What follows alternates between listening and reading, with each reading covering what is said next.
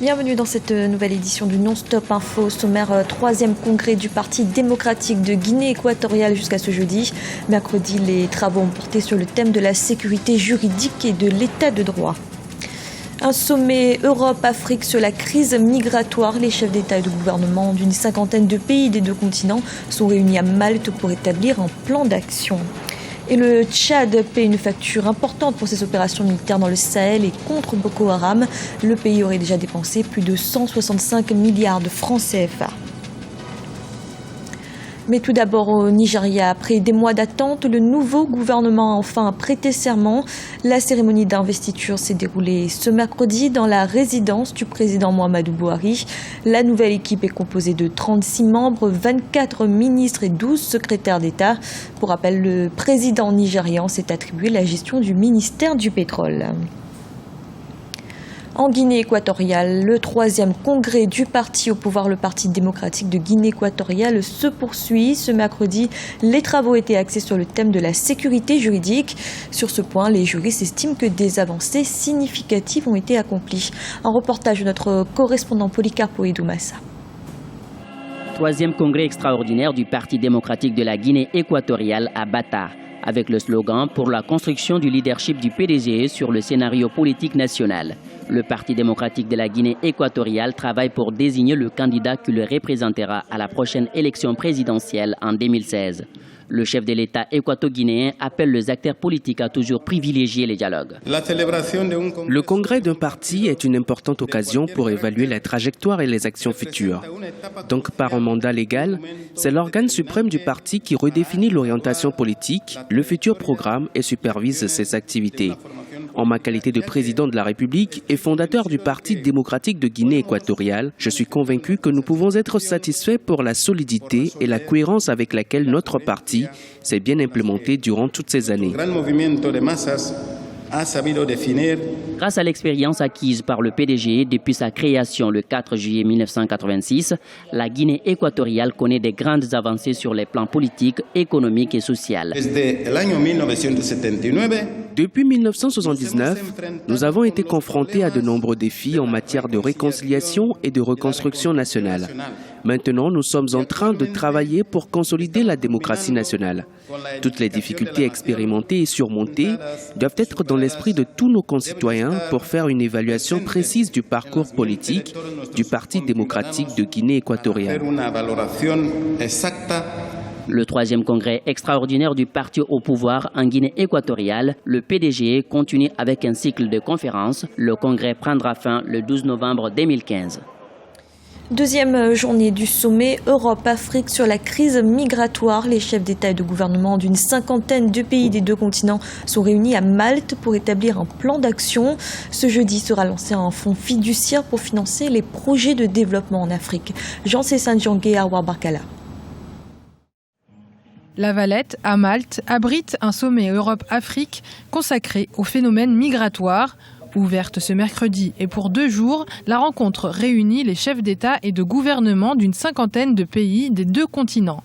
La conférence s'appuie sur les processus de coopération existants entre l'Europe et l'Afrique, en particulier les processus de Rabat et de Khartoum, sur les migrations et sur le dialogue Union européenne-Afrique, sur la migration et la mobilité. Pour de nombreux spécialistes, cette réunion est un moment privilégié en matière notamment d'échange d'expériences. Je pense qu'un sommet entre l'Europe et l'Afrique autour de la problématique des migrations, j'ai envie de dire pourquoi ne pas faire un sommet ?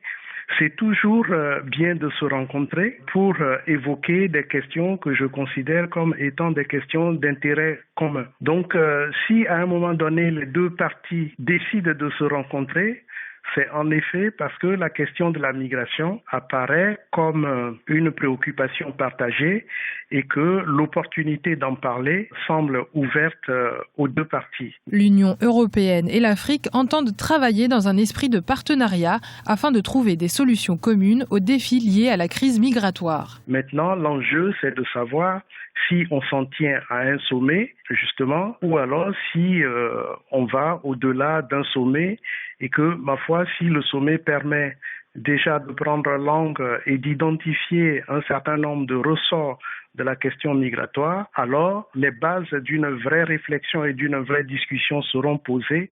L'objectif affiché est d'établir un plan d'action avec les pays d'origine et de transit des migrants africains pour empêcher que les drames se répètent sur les routes de l'exil vers l'Europe. Plus de 2000 migrants sont décédés en Méditerranée depuis janvier 2015. En République démocratique du Congo, le dialogue national devrait débuter au plus tard à la fin de ce mois de novembre. Un dialogue où sera abordée notamment la question de l'organisation des prochaines élections. L'opposition reste divisée quant à sa participation. Alun Guindo. Un dialogue politique national en prévision des prochaines séances électorales en République démocratique du Congo. Depuis la rencontre entre le président Joseph Kabila et les présidents des deux chambres parlementaires le 8 novembre 2015, le processus de préparation au dialogue politique semble enclenché. Lors de ce dialogue inclusif, il s'agira notamment de discuter des modalités des prochaines élections dans le pays, tant du calendrier électoral que des questions de recensement et du financement des scrutins. Tout tourne autour des échéances électorales puisque le président l'a défini ainsi dans le message qu'il a donné aux uns et aux autres.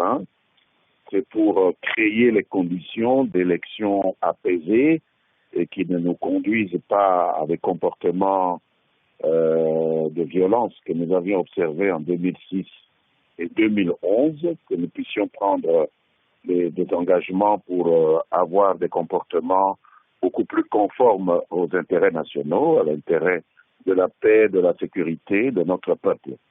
Pour le reste, c'est une initiative présidentielle, ce n'est pas une initiative de la majorité comme telle ou du gouvernement, et donc le président annoncera en temps voulu les détails concernant l'organisation. Seul hic au processus de dialogue national, une opposition divisée quant à sa participation. Si l'Union pour la démocratie et le progrès social, UDPS, s'est réjoui de participer au dialogue politique, d'autres opposants comme Jean-Bertrand Ewanga, un ténor de l'opposition, s'engage à ne pas y prendre part et invite le chef de l'État à respecter l'alternance en 2016 comme le prévoit la Constitution. Le dialogue n'a de sens que pour établir un calendrier électoral dans les délais constitutionnels.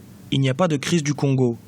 Si Joseph Kabila annonce qu'il ne se présente pas et qu'il respectera la Constitution, la situation va immédiatement se décrisper. À un an des dernières séances électorales prévues par le calendrier pour le mois de novembre 2016, le dialogue politique, plusieurs fois annoncé en République démocratique du Congo, doit encore se matérialiser. L'opposition campe sur sa position qui est d'obliger le président Joseph Kabila d'accepter l'alternance après près de 15 ans passés à la tête de la RD Congo.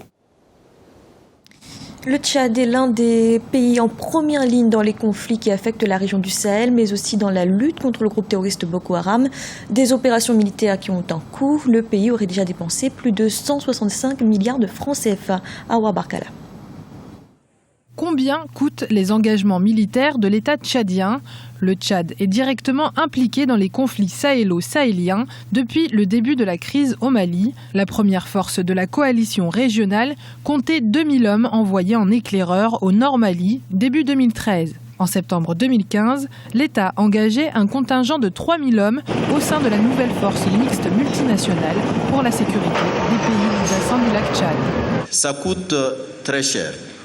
Nous sommes convaincus de la nécessité d'intervenir. C'est une conviction profonde. Et donc cela implique des moyens financiers, des moyens matériels conséquents. D'où la nécessité de la mobilisation des moyens. Le soutien, d'abord en plus des engagements pris par l'État lui-même, il faut que l'engagement soit régional, il faut qu'il soit continental avant d'être international. Le pays compte, entre autres, sur ses soutiens régionaux. La communauté économique des États de l'Afrique centrale a déjà créé un fonds d'urgence de 76 millions d'euros pour soutenir le Tchad et le Cameroun. Malgré les efforts de financement des institutions internationales, pour le ministre des Affaires étrangères du Tchad, ces aides mettent du temps à se mettre en place. Pour des forces relevant donc des casques bleus, plus d'autres forces, c'est le cas en Centrafrique, c'est le cas au Mali avec les forces françaises. Il faut une nécessaire coordination. Je l'ai dit à New York, on ne peut pas comprendre qu'à Bangui, capitale de la Centrafrique, où se trouve l'essentiel des forces internationales, qu'on puisse laisser mourir 80 personnes en 2 jours, au kilomètre 5. Ça ne peut pas s'expliquer. Sincèrement, ça ne peut pas s'expliquer. Et donc, s'il n'y a pas de coordination, ça va limiter et ça va même handicaper l'action. Depuis le début des engagements militaires du Tchad, en 2013, 71 soldats sont tombés au champ d'honneur et 416 ont été blessés. Ce lundi 9 novembre, les troupes tchadiennes se sont retirées du territoire camerounais pour laisser place au contingent de la force mixte multinationale. Début novembre 2015, les investissements pour la lutte contre Boko Haram sont estimés à une moyenne de 7 millions d'euros par mois au gouvernement tchadien. Le Tchad a déjà dépensé 165 milliards de francs CFA, soit 250 millions d'euros. C'était le journal de la rédaction. Merci de l'avoir suivi. Retrouvez dans un instant une nouvelle édition de l'information.